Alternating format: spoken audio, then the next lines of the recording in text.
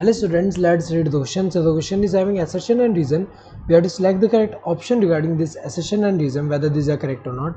Assertion is apoplast, the system of adjacent cell walls is not continuous throughout plant.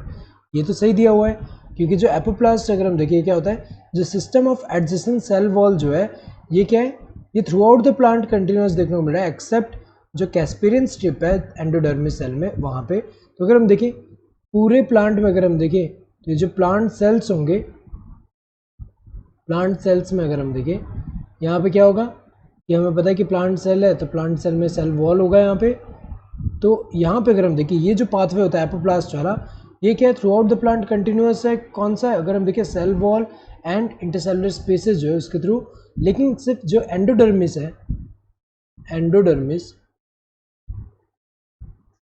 Endodermis जो है इसके जो cell होते हैं, एंडोडर्मिस में जो सेल होते हैं जिसमें कैस्पेरियन स्ट्रिप होगा, उस सेल में अगर हम देखें, उस सेल में हमें पता है कि ये जो टेंजेंशियल एंड रेडियल वॉल पे ये जो सुबेरिंग का जो डिपोजिशन है, इसकी वजह से क्या होता है, वाटर अगर हम देखें इसके थ्रू पास नहीं हो पा रहा है. तो अगर हम देखें यहाँ पे एपोप्लास्ट जो है ये system of adjacent cell wall form कर रहा है थ्रू आउट द प्लांट है एक्सेप्ट जो ये कैस्पेरियन स्ट्रिप जो है कहाँ पे, एंडोडर्मिस पे जो है वहाँ पे Casparian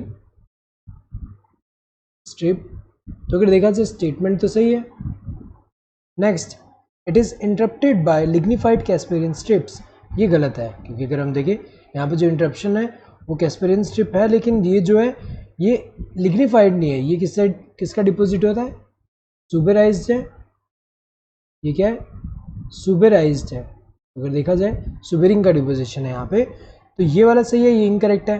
if both assertion and reason are true and reason is the correct expression of assertion, ये तब सेलेक्ट करना है जब दोनों ट्रू हो और रीजन करेक्ट एक्सप्रेशन हो असर्शन का. ये तो गलत है क्योंकि रीजन फॉल्स है.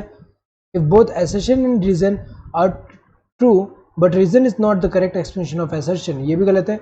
ये तब सेलेक्ट करना है जब दोनों ट्रू हो और रीजन करेक्ट एक्सप्रेशन ना हो असर्शन का, जबकि यहाँ पे अगर हम देखें रीजन तो फॉल्स है यहाँ पे, ये वाला. If assertion is true but reason is false, ये सही है. असर्शन ट्रू है एंड रीजन फॉल्स है, तो ये सिलेक्ट करना है. If both assertion and reason are false, जब दोनों फॉल्स हो तब ये सिलेक्ट करना है, तो गलत है क्योंकि हमें पता है कि दोनों फॉल्स नहीं है, असर्शन तो ट्रू है.